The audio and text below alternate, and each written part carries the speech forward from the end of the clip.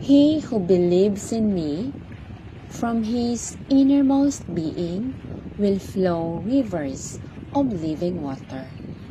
John chapter 7, verse 38.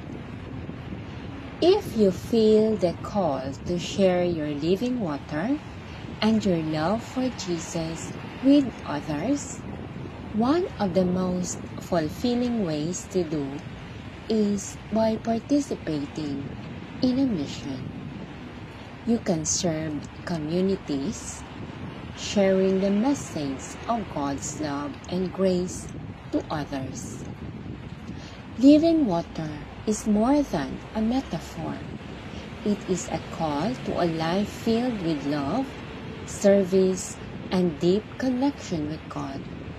By accepting Jesus, the living water, we not only receive spiritual nourishment, but also become channels of God's love and grace, sharing this living water with the world.